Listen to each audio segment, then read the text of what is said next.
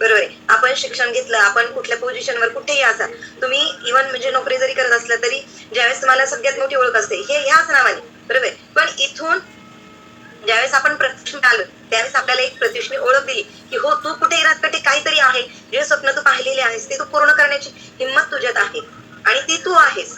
बरोबर आहे की सुनीता उपाडे मॅडम, प्रत्युष, बरोबर आहे की नाही. आज मला का ओळखलं जाते का की फक्त आणि फक्त मी मला प्रत्युषने ही निर्माण करून दिलेली ओळख आहे. त्यामुळे सर्वात प्रथम माझं प्रत्युष लेडीजला सगळ्यात मोठा नमस्कार. त्या कुठेतरी स्वतःच्या अस्तित्वासाठी आलेल्या आहेत, स्वतःच्या आयडेंटिटीसाठी आलेले आणि ही ओळख त्यांना इथे डेफिनेटली दिलेली आहे प्रत्युषने. ओके, आता हे प्रत्युष काय आहे?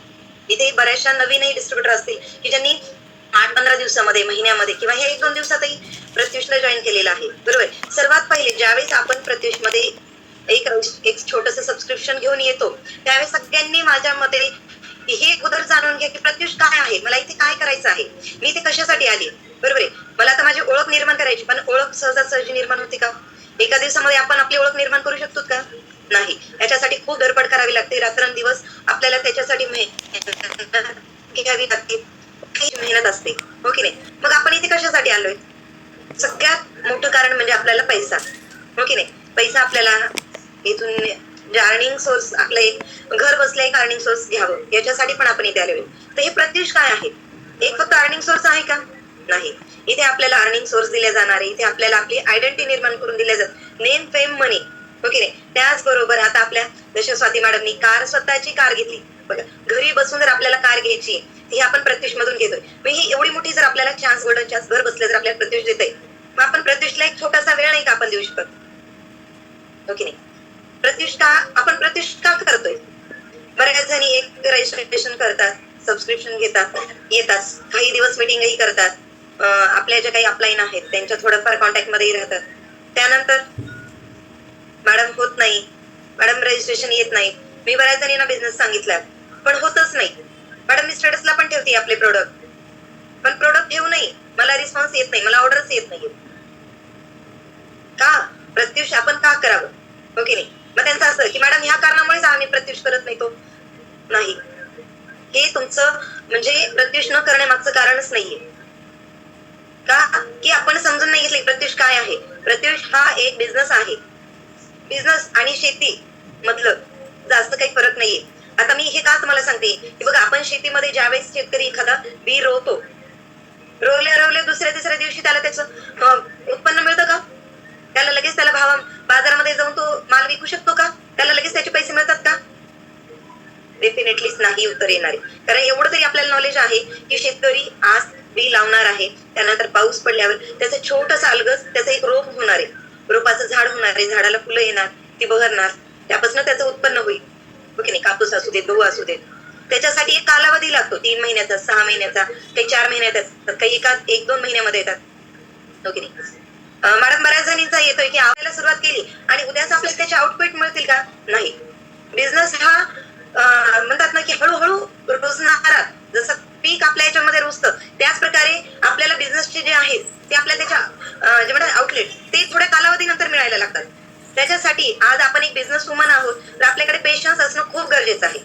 आपण जर बिझनेस करायला सुरुवात केलेली आहे आणि तीही 0 इन्व्हेस्टमेंट मध्ये आपण बिझनेस करतोय मॅडम, इथे काही आपण खूप मोठी इन्व्हेस्टमेंट केलेली नाही की मला खूप टेन्शन आलंय, माझे 1-1.5 लाख रुपये गेलेत, मग त्याचा आउटपुट येत नाहीये, मी काय करू, माझ्या घरी खूप सारा माल आहे, तो कधी विकणार आहे, किंवा घरचे तगादा लावते, तू एवढं मोठी इन्व्हेस्टमेंट केली, शॉप आहे तुझं, एवढं मोठं तुझ्याकडे माल आले, तो कधी विकणार, असं काहीही नाही आपल्याकडे, किंवा आपल्याला कुठलं टार्गेट पण नाही त्या. आणि सगळ्यात मोठं म्हणजे आपल्याला डेली बेसिसवर ट्रेनिंग आहे, त्या ट्रेनिंगच्या बेसिसवर आपण आपला बिझनेस हा 101% सक्सेसफुल करू शकतो. आणि ह्याचे उदाहरण आहेत आपल्याकडे कित्येक. मी तर म्हणते आता आपले बोट देखील कमी पडतील मोजण्यासाठी, इतक्या सक्सेसफुल वुमन आज आपल्या प्रत्युष मध्ये आहेत, बरोबर की नाही.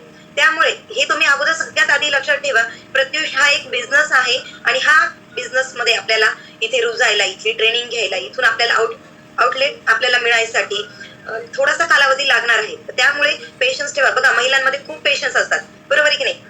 महिलांचं नावच आहे सहनशक्ती, सहनशीलता, पेशन्स. तिच्याकडे 9 महिने आपण पोटामध्ये बाळ ठेवतो, किती यातना सहन करतो, बरोबर की नाही. त्याच प्रकारे सर काय म्हणतात, तुम्ही फक्त 3 महिने प्रत्युषला कंटिन्यू द्या, तुमचे जेवढी काही तुमच्यामध्ये डेडिकेशन आहे, जेवढं पॅशन आहे तुमच्यामध्ये स्वतःला सिद्ध करण्यासाठी, तेवढे तुम्ही 3 महिने द्या. ज्या प्रकारे तुम्हाला तुमचे अपलाईन सांगणार आहे त्या प्रकारे तुम्हाला वागायचं आहे.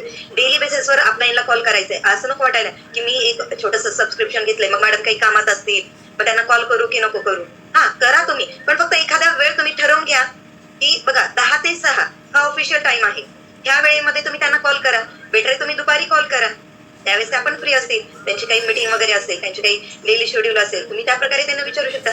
जर त्यांनी नाहीच काही जर कॉल उचलला तर तुम्ही त्यांना एक मेसेज टाका, मॅडम काय चाललंय काय नाही, हो की नाही. तर ज्या प्रकारे तुम्ही आज स्टेटस ठेवणार आहे ते स्टेटस आपले जे काही व्ह्युअर्स आहेत, तुम्ही व्हॉट्सअपला ठेवा, इंस्टाग्रामला ठेवा, युट्यूबला ठेवा. तुम्हाला 1-1.5 महिन्यानंतर 15 दिवसानंतर तुम्हाला रेट विचारतील. आता माझ्याकडे बऱ्याच जणी काय म्हणतात, मॅडम फक्त रेटच विचारतात, घेत कोणी नाही. तिथे आपल्या स्वतःला आपण ठेवून पहा की मी असे किती जणींचे स्टेटस पाहिलेले, मी किती जणींच्या रील पाहिलेल्या आहेत आणि मी किती ऑर्डर टाकलेले आहेत, हो की नाही. हळूहळू येतं. आंबा बघा, कैरी असते त्यावेळेस किती आंबट असतो, पण तो ज्या प्रकारे पिकतो, पिकल्यानंतर तो किती गोड होतो. त्याच प्रकारे आपला बिझनेस पण आहे, तो हळूहळू हळूहळू प्रोसिजर न जाऊ द्या. जर केमिकलचे आंबे आणले तर ते गोड लागतात का, पिकलेले असतात का, त्याची चव लागते का प्रॉपर, नाही लागत, बरोबर नाही. त्याच प्रकारे आपला हा प्रत्यक्ष बिझनेसही असाच आहे. तुम्ही प्रॉपर ट्रेनिंग घ्या. बघा, बिझनेस जर करायला गेलात ना, आता इथे बऱ्याच जणांचे ना ऑलरेडी बिझनेस असेल, कोणी टेलर असेल, ओके नाही, कोणाचं बुटीक असेल, कोणाचं छोटं मोठं ज्वेलरीचं दुकान असेल, कोणी गाड्या सेल करत असेल, त्यातही तुम्हाला तो एक्सपिरियन्स आहे. पण ज्यांना कुठलाच एक्सपिरियन्स नाहीये अशा लेडीजसाठी मी सांगते की तुम्ही पेशन्स ठेवा. डेली बेसिसवर आपल्याला इथे ट्रेनिंग देत आहेत. जर तुम्ही बाहेर कुठे जर बिझनेस करायला गेलात, आता बोलू नये ह्या गोष्टी, पण एक जोक पार्ट किंवा सांगायलाच गेलं, बघा मारवाडी लोक बिझनेस म्हणजे त्यांच्या ना रगारगामध्येच आहे, ओके नाही, म्हणजे ते जन्मताच बिझनेस म्हणून, कारण त्यांचं लहानपणापासून ते आई वडिलांकडनं आजोबाकडनं तर बिझनेस शिकतच असतात, त्याच्याकडे बिझनेसच असतो.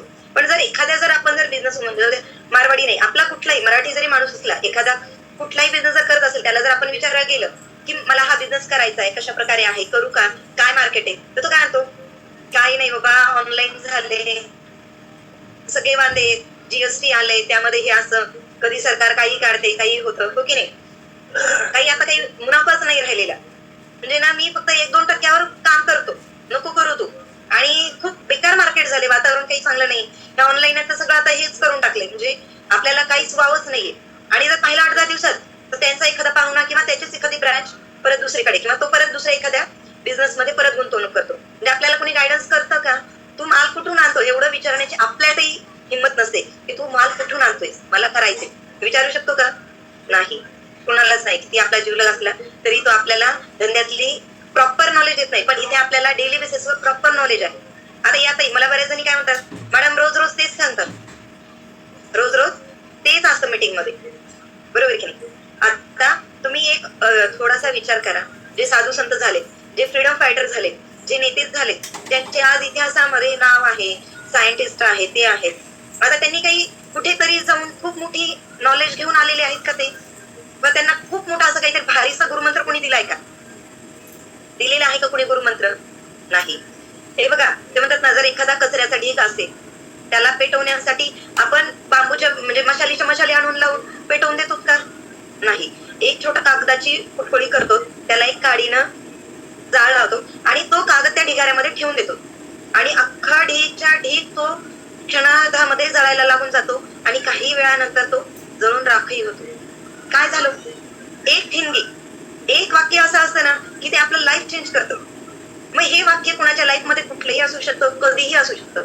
मग आपण हे आपल्यावर डिपेंड आहे की मला कुठलं वाक्य माझ्या मधल्या कुठलं वाक्य येईल आणि ते मला पेटवेल आणि तिथून पुढे मी माझ्या बिझनेसची स्टार्ट करेल. मग ह्या वाक्यासाठी आपण डेली बेसिसवर मीटिंग करायची, कारण प्रत्येक जण वेगवेगळी मीटिंग घेतो. बरं, समजा आता राजेश सर आहेत, आठवड्यातून 1 दिवस मीटिंग घेतात, राहुल सर आहेत, त्यांच्याकडे ते एवढं नॉलेज आहे की जितकं दिवस रात्र जरी त्यांनी मीटिंग घेतली ना तर कमी पडेल, बरोबर आहे. आपल्या स्वाती सुतार मॅडम आहेत, करपे मॅडम आहेत, व्यवहारे मॅडम आहेत, म्हणजे सगळ्यात ओके. आणि हे प्रत्येक जण जरी तुम्ही म्हणत असलात की स्वाती मॅडम घेतात, दीपाली गिरी मॅडम घेतात, दीपाली करपे मॅडम ही मीटिंग घेतात, मग त्यांच्याच असतात, हो की नाही, हो आहेत. पण प्रत्येक वेळेस लाईन टू लाईन तर घेत नाहीत ना त्या, प्रत्येक वेळेस काही ना काही वेगळं असतं. मग तुम्ही हे करा ना की मला कधी ते वाक्य मिळेल, कधी ते वाक्य मिळेल ह्याच्यासाठी सर म्हणतात 3 महिने कमीत कमी 3 महिने तुम्हाला ट्रेनिंग घ्यायचीच आहे. तर ह्या ट्रेनिंग घ्यायला कुठे जायचंय का? कुठेही नाही. आपल्याला फक्त यायचंय, आपला मोबाईल, आपलं नेट आणि आपला मोबाईल ऑन करून बसायचे आणि काळजीपूर्वक ऐकायचे. भले तुम्ही तुमच्या कामामध्ये असाल, बरोबर आहे की नाही, एखाद्या कोणाची जेवण चालू असतात, स्वयंपाक चालू असतो, जॉईंट फॅमिलीमध्ये, तुम्ही तुमचे हेडफोन लावून तुम्ही तुमचं काळजीपूर्वक तुम्ही मीटिंग ऐका.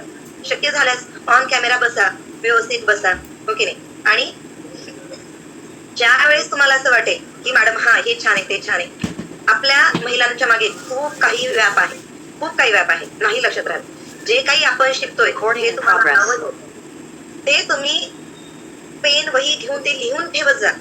कारण आपण जरी म्हटलं हा हे माझ्या लक्षात राहिलं, हे मॅडमनी सांगितलं, ते सरांनी सांगितलं, नाही राहत लक्षात. 2 दिवसांनंतर जरी म्हटलं ना काय सांगितलं होतं, काय ऑफर होती, मॅडम एखादी मीटिंग मधले एवढे मोठे मोठे स्टोर आज एवढे रन करतात का? त्यांच्या 3-3, 4-4 ब्रांच होतात, 10-10, 12-12 ब्रांच होतात त्यांच्या. का बरं ते एवढे आलिशान मोठे मोठे असे शोरूम टाकतात?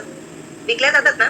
आज जर आपण एक जर साडी, जर ब्रँडेड साडी जर आपण घेतली, पैठणी साडी, आता मुनिया काठापदराची साडी आली, मुनियामध्ये मला 200-250 एक साडी मिळते आणि ती जर गेली मी 20-25 हजारालाही मला साडी येईल, सेम त्याच डिझाईन मध्ये, त्याच कलर मध्ये, तशीच दिसते.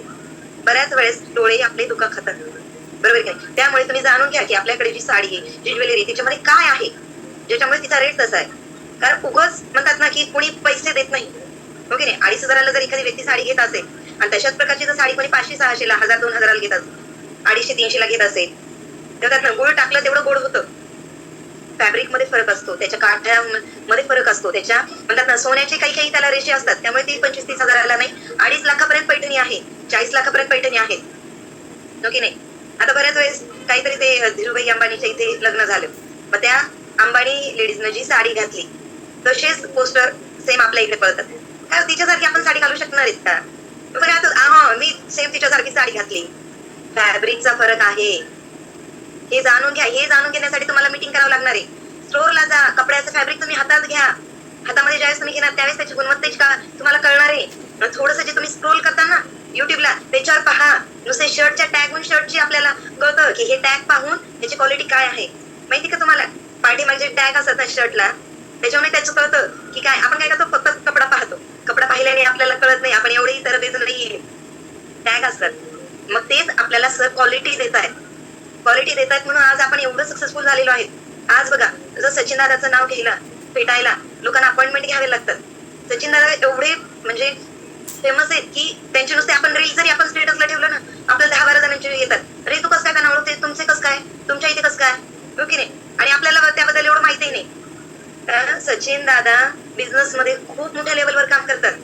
मॅक्सच्या नावाने ती टेकडी असते, म्हणजे डोंगर असतो, तो पूर्ण काळ्या म्हणजे दगडाचा असतो, खाली 3-4 माकडं असतात, म्हणजे त्याचा ग्रुप असतो 3-4 ह्यांचा वेगवेगळे. त्यामध्ये एक असतात ते खूप स्ट्रॉंग असतात, म्हणजे थोडेसे स्ट्रॉंग वृत्तीचे, धिप्पाड असे, आणि ते खूप भुकेलेले असतात. पण त्यांना वरती त्या डोंगराच्या वरती ना केळी असल्याचा वास येतो. कुठून वास येतो तर त्यांना कळतं की वरती त्याच्यावरती केळी, आणि माकडांना काय केळी म्हटलं की बस सगळ्यात फेवरेट आयटम. मग त्यातले काय करतात, हे काय स्ट्रॉंग आहेत का, आम्ही जातो.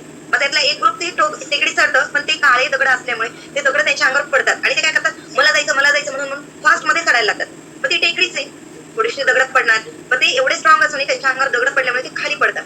त्यामुळे जे थोडे स्ट्रॉंग होते मीडियमचे ते हसायला लागतात, यांच्यानी काही झालं नाही, नुसतेच दाखवतात हुशार की आम्ही स्ट्रॉंग आहेत, आम्ही एवढे एक्सपिरियन्स आले, हो की नाही. मग ते म्हणतात तुम्ही राहू दे, आता आम्ही जातो. मग हे जातात, हे देखील सेम त्यांच्यासारखेच, आम्ही जाणार. पट खायची भुकेची आवड, भूक सहन होत नाही वासामुळे पटपट जायला लागतात. मग त्या पटपटमुळे ना ते डोंगर हलायला लागतात, त्यातले दगड त्यांच्या अंगावर पडतात, थोडं वरती जातात, पण ते तिथूनही स्लिप होतात. आता हे जे बिचारे सगळे गरीब थोडेसे मीडियम एजचे नॉन एक्सपिरियन्स वाले, यातला एक थोडासा विचार करतो आणि हा थोडासा पुढे येतो, सगळे जण त्याला हसायला लागतात, इव्हन त्यांच्या ग्रुपमधले देखील त्याला हसायला लागतात, बरोबर की नाही. का की हे सगळे काही करू शकले नाही, हा काय करणार आहे. पण तो जातो, तो त्याच्या हळू पेशन्स ना. आता खालून ते एवढे त्याला चेअर करतात, नको ते बोलतात, नको ते काय होणार आहे, हे एवढे करू शकले नाही, हा एवढूसा, ह्याला काहीच माहित नाही, ह्याला तर डोंगरही कधी चढता येत नाही, हा काय करणार आहे. पण तो त्याच्या एकाग्रतेनं तो डोंगर चढतच नाही, तो सगळ्या टॉपला जातो, तिथून तो केळी घेतो, खातो आणि खालच्यांनाही केळी पास करतो. मग सगळ्यांना असं वाटतं की काय झालं. आता हे जे सगळं काही शोध लावण्यासाठी हा एक शोध होता की काय केलं जातं, कशा प्रकारे होतं. तर त्यावेळेस कळतं की त्याला विचारतात की तू का रे बाबा, तू कसं काय गेलास, तुला भीती नाही वाटली का?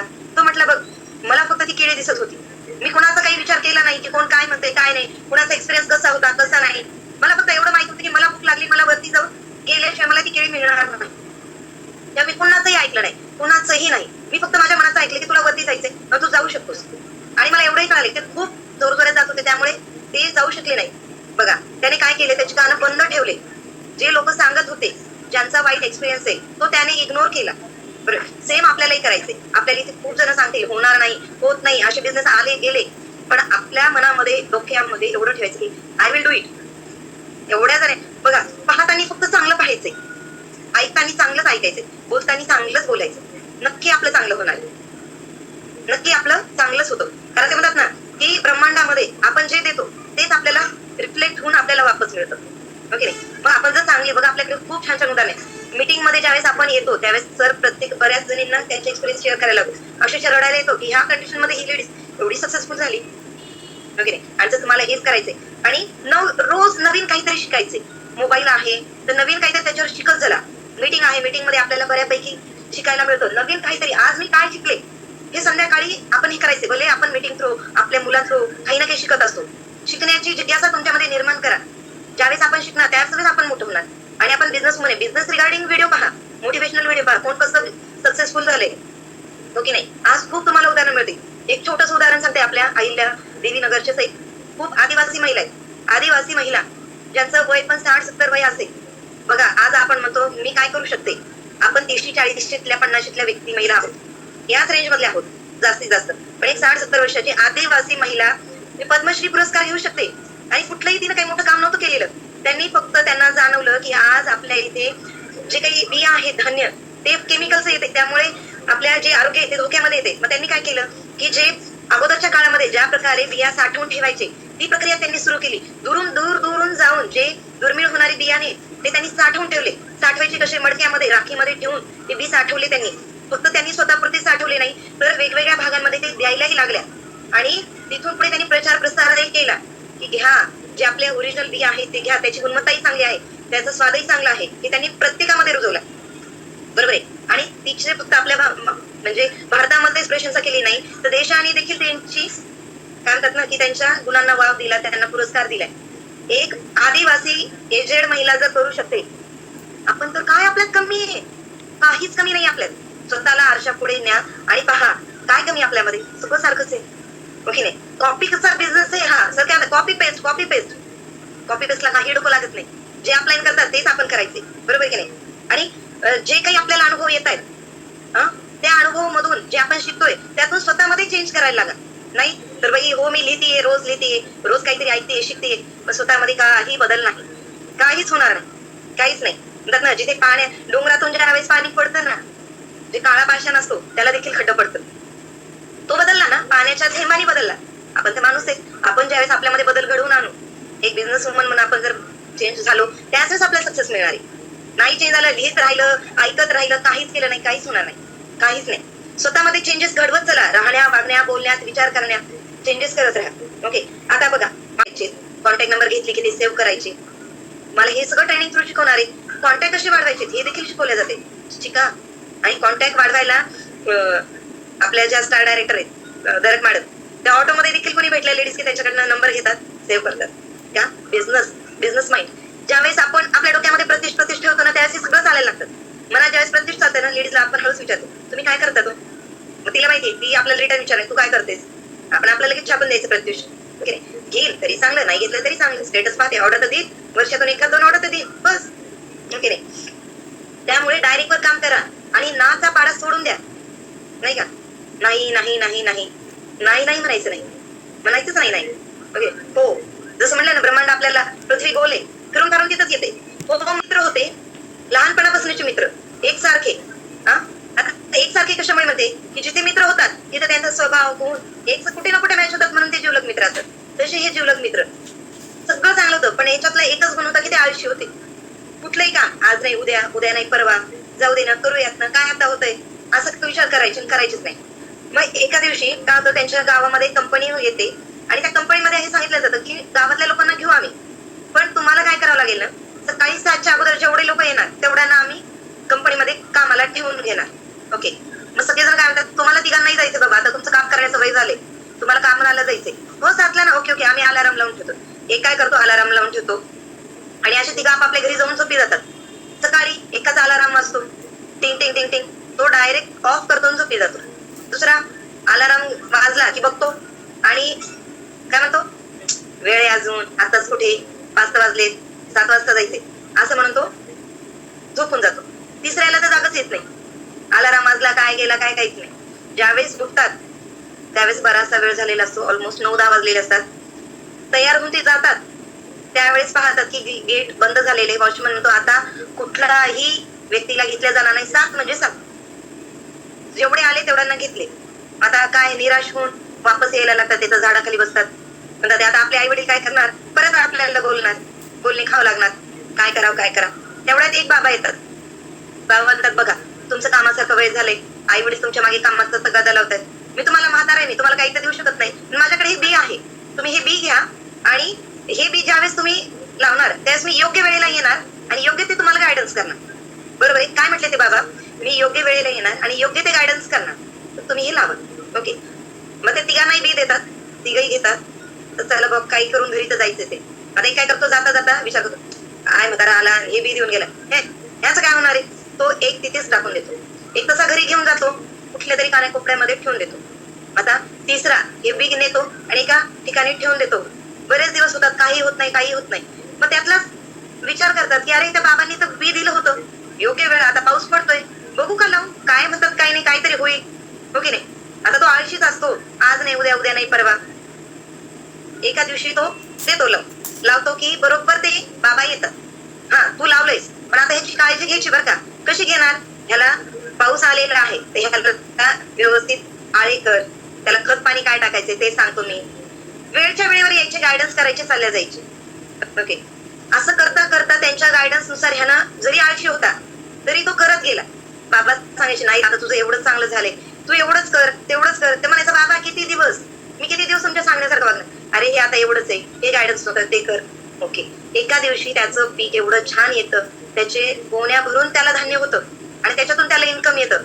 आणि ज्यावेळेस त्याचे मित्र त्याच्याकडे जातात, अरे तुला कसं काय एवढे पैसे मिळाले, कसं काय तू एवढे करू लागलास, अरे ते नाही का बाबा, तुम्हाला भेटले नाहीत का ते बाबा, कोणते बाबा रे, आपल्या त्या दिवशी नाही का त्यांनी बी दिलं होतं, हा मी तर त्या दिवशीच फेकून दिलं. दुसरं काय घरी नेलं होतं, कुठं पडलं काय की. ते म्हणतात मग हेच, मग ते बाबा येऊन म्हणतात बघा ऑपॉर्च्युनिटी मी तुमच्या तिघांनाही दिली होती, पण तुमच्या आळशीपणाने तुम्ही ते कुठेतरी टाकून दिली आणि ह्याने न कळत का होईना, आळशीपणात का होईना पण केलं. तर मी जसं सांगितलं तसं त्याने केलं, आज त्याला बघा त्याचे रिटर्न त्याला मिळत आहेत. सेम आपल्या इथे पण आहे, प्रत्येकाला संधी मिळालेली, प्रत्येकाने राहुल बिरादार सरांनी ती सगळ्यांना दिलेली, बरोबर की नाही. ते गायडन्सही करतात मीटिंगच्या स्वरूपात. फक्त आपल्याला कुठे जायचंय, 9 वाजता आपल्याला कनेक्ट व्हायचंय आपल्या छोट्याशा दुनियेमध्ये मोबाईलच्या. तिथे आले की आपल्याला ते बरोबर योग्य वेळेला योग्य गायडन्स करतात. आपली अपलाईन आपल्याला बरोबर, आपल्याला जिथे आपण खचलो, जिथे आपण डाऊन झालो त्या बरोबर आपल्याला पुश करतात. आणि मी म्हणते ना, त्यांच्याकडे एकच बाबा होते गायडन्स करायला, आपल्याकडे पूर्ण टीम आहे. इतके छान स्टार डायरेक्टर आहेत, प्लॅटिनम डायरेक्टर आहेत, डायमंड डायरेक्टर आहेत आपल्याकडे, इतके छान गायडन्स करतात. आणि असं कुठेही वेळायला नको माझं वय एवढं आहे, मी इतकी लहान आहे, ते इतक्या मोठ्या, किंवा मी इतकी मोठी आहे ते इतक्या लहान आहे, काही नाही. शिकायला कुठलंही वय नसतं. आणि ज्यावेळेस आपण आपल्या मनाचं ते काढू ना की बाई मी लहान आहे, मी मोठी आहे, मी ही आहे, मी या घरची, मी त्या घरची, ह्यावेळेस ज्यावेळेस आपण सगळं सोडून म्हणतात ना लहान लेकरासारखं, त्याच्या डोक्यामध्ये काही नसतं म्हणून तो एवढा आनंदी असतो. आणि बघा लेकर रोज किती काय काय शिकतात, सेकंदामध्ये शिकतात. आणि काय अरे बापरे माझं लेकरू काय हुशार आहे, शेजारीचं लेकरू एवढं हुशार आहे, मी शिकलं का. त्याचं जे डोकं आहे ना ते फक्त तो रिकामा करून बसलेला असतो, की जे शिकवतील तो घेत जातो. त्याच प्रकारे बिझनेस मध्ये आपण आपल्या डोक्याचा वापरच करायचा नाही, फक्त कुठे करायचा आहे जिथे मला चांगलं सांगतायत, मला ते म्हणतात ना चांगल्या जिथून मला शिकवतायत, जिथून मला चांगलं मिळतंय तिथेच फक्त आपलं डोकं चालवायचं नाही. जिथे आपल्याला म्हणते ना असंच आहे तसंच आहे, त्यांना म्हणायचं बाई तू राहू दे, मी करते हळूहळू का विना कासवाची चाल, मी का असावेन, मी एका दिवशी सक्सेसफुल होणार. मी लहानपणी ऐकलेली स्टोरी मला शिकवलेली की कासव नक्की होतोच सक्सेसफुल. माइंडसेट. ओके, यानंतर थोडस म्हणजे जाऊ देऊ आणि हा डोक्यामध्ये काढून टाका की काही होत नाही. आज आपल्या स्वाती मॅडमनी कार घेतली, साडी विकणारी व्यक्ती कार घेऊ शकते हे त्यांनी सिद्ध केलंय. आपण इन्कम तर घेऊ शकतो, बरोबर की नाही. प्रत्युष मध्ये काही होत नाही असं होतच नाही, अशक्य शक्य करतात स्वामी. हे ऐकले ना? त्याच प्रकारे ज्या ज्या गोष्टी अशक्य आहेत त्या करून दाखवायच्या, स्वतःला सिद्ध करण्याचा हा एक सुंदर प्लॅटफॉर्म आहे. याच्यासाठी तुम्हाला तुमच्या अपलाईनचा हात धरून चालणं हा एकमेव पर्याय आहे. मीटिंग करणं, सातत्य ठेवणं, हेच तुम्हाला करायचं. आणि हा सगळ्यात मोठा फंड आहे आपल्या. खूप काय म्हणतात ना, त्याला रॉकेट सायन्स नाहीये, कुठेही रॉकेट सायन्स नाही. एका शेतातली व्यक्ती, शेतामध्ये काम करणारी, माळं पिकवणारी व्यक्ती सक्सेसफुल आहे आपल्या इथे. किती काय आणखी उदाहरणं सांगायची सांगा. आपण तर प्रत्येक जणीमध्ये टॅलेंट आहे बरं का, प्रत्येकीमध्ये. आता मी आणखीन एक सांगते की आपण ऑनलाईन प्लॅटफॉर्मवर काम करतोय. आज आपल्या बघा, आता उद्या परवा 9 तारखेला सांगलीमध्ये आहे, 16 तारखेला आपल्या संभाजीनगरमध्ये मीटिंग आहे, त्यानंतर 26 तारखेला नागपूरला मीटिंग आहे. याचं एक तुम्हाला उदाहरण सांगते की ह्या मीटिंग का करायच्या. लग्न जुळवतो, तिथून पुढे लग्न होतं, ही जी प्रोसिजर आहे ही आणि प्रत्युषची एकच थॉट आहे. तसं मी छोटं एक 2 सेकंदामध्ये तुम्हाला एक्सप्लेन करते. ज्यावेळेस मुलीला स्थळ पाहतात, आजकाल कुठेही कोणीही मॉक पब्लिसिटीने करत नाही. स्मार्टफोन आहेत, त्याच्यावर ऍप आहेत, मॅट्रिमोनी, काय जोडी तुझी माझी, असे खूप सारे ऍप आहेत. तिथे आपण रजिस्ट्रेशन करतो, प्रोफाईल चेक करतो आणि हा मुलगा छान आहे बरं का, छान दिसतोय, प्रोफाईल छान आहे. मग त्यातच मुलीचा भाऊ काय म्हणतो, हा मी इन्स्टाला चेक करतो, त्याचं फेसबुक अकाउंट चेक करतो, काय काय नाही, त्याच्याबद्दल मी माहिती काढतो. माहिती काढतात, हो की नाही? माहिती काढतात आणि मग हा छान आहे, म्हणजे त्याचं काही सापडलं नाही, चला आपण त्यांना जाऊन भेटूया. त्याच प्रकारे आपला बिझनेस बने. ज्यावेळेस आपल्याला बिझनेस नाही कोणी सांगितलंय की प्रत्युष हा बिझनेस आहे, आपण काय केलं, सोशल मीडियावर पाहिले, इन्स्टाला पाहिले, गुगलला पाहिले, फेसबुकला पाहिले, प्रत्युष काय आहे, प्रत्युष मध्ये कशा प्रकारे बिझनेस वुमन करताय, हो की नाही? एक प्रोफाईल चेक केली ना आपण. रजिस्ट्रेशन करायच्या अगोदर आपण ट्रस्ट म्हणून काय केलंय, सोशल मीडियाचा वापर केलाय.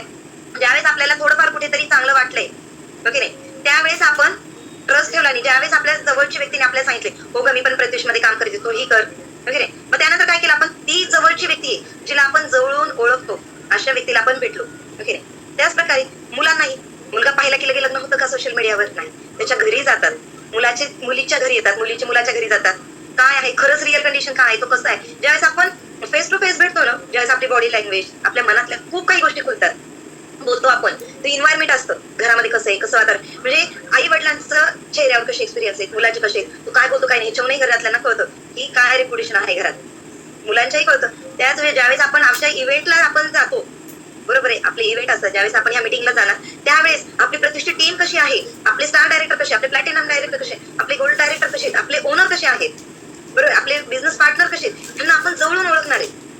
आणि ज्यावेळेस आपण जवळून ओळखतो ना, त्याच वेळेस नातं आपलं दृढ होतं, त्यावेळेस सगळी बोला चालू होते, हो की नाही? त्यामुळे आपल्याला जरी आपण किती बघा सोशल मीडियावर असू दे, सोशल मीडियावर आपण काम करतो, पण ज्यावेळेस आपल्या जवळपास मीटिंग लागते त्यावेळेस आपल्याला नक्की जायचंय आणि मन आपलं खुलतं ना, त्या प्रकारे तुम्हाला मीटिंग मध्ये कळेल आपल्याला किती एक्सपिरियन्स मिळतात आणि सरांचा किती डाऊन टू अर्थ स्वभाव आहे, की ते